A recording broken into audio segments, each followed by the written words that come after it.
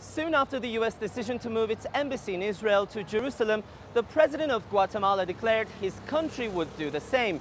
But the reasons behind the move remain murky, so we've repeatedly tried to speak to foreign ministry officials, including the foreign minister herself. We have not received a response. In order to understand the sensitivities behind this decision, I spoke to Fernando Carrera, the former foreign minister of Guatemala, who left the administration in 2015 for political reasons. I'm Edis Tianshan, and you're watching One on One Express. Recently, Guatemala has come under international spotlight for its decision, siding with the United States, to move its embassy in Israel from Tel Aviv to Jerusalem, and thus declaring it the Israeli capital. We're wondering what kind of a motivation was behind this decision? Basically, try to please the U.S. government with this decision and try to create a bond, a political bond with the Trump administration.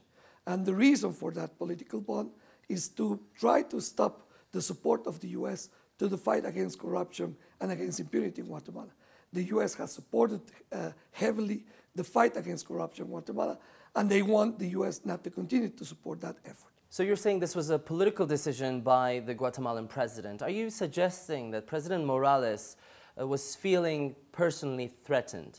It relates to not just the president, but the whole ruling class of Guatemala, let's put it this way, politically and economically, who have been involved in corruption, and they feel like they have to stop this fight against corruption because most of them have, ended up in jail because of this effort. So they want to eliminate that threat. And they see the U.S. government as the major supporter of that effort. And they want the Trump administration to change their decision to support the fight against corruption in Guatemala. So what kind of benefits do you believe the president was trying to reap from the United States, and whether he's achieved it? Well, he wanted almost an immediate response from the Trump administration, saying that they won't continue to support the CICIG, the UN-backed Commission Against Corruption in Guatemala, financially or politically. They wanted that to happen in, let's say, a few weeks, maybe a month. They haven't gotten that. And where does this leave all the other bureaucrats who are working at different government levels and many other diplomats at the foreign ministry? Do you think they are all on board with this decision? I think most people within the Ministry of Foreign Affairs, the traditional, professional people who have worked for many years in the ministry, they don't like the idea of violating a UN Security Council decision, as it happens when Guatemala decided to move their embassy from Tel Aviv to Jerusalem. This is a violation of international law. It's a violation of a UN Security Council decision. And I think most diplomats realize that's not correct. And we know that there is an ideological connection between the conservative evangelicals and Jerusalem and Israel. How do you explain the influence of this group over this decision? The evangelical conservative movement in the U.S. Made for the last 50 years or so a strong move to support Israel as a biblical issue, not a political one, as a religious issue.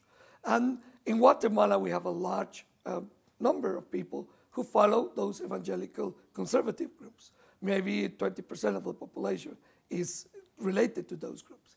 And because of the U.S. influence in these groups, U.S. evangelical groups' influence in these groups, they are also supporting Israel for the same reasons. For them to support Israel and to support the move of the capital from Tel Aviv to Jerusalem is a biblical issue, is a religious issue.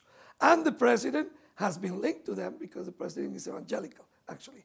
So the president has also a strong ear to listen to the concerns of this part of the political constituency. He was elected heavily by these groups, and I think he continues to count on their support. And I think there was widespread concern, and continues to express widespread concern about the fact that we are becoming too close to a very radical decision from Israel. We are all in agreement with the friendship with Israel. We are all in agreement with the friendship with the U.S. government, but we are not all supporting the radical agenda in Israel. And looking ahead, do you think we will see more and more opposition towards this decision that could potentially lead to it being reversed in any way? I'm pretty sure that the new government in Guatemala in 2020 will revise this decision and will try to seek for a more balanced approach. I think what we have seen here is a radical position, not the mainstream position that the diplomacy of Guatemala has had in the past.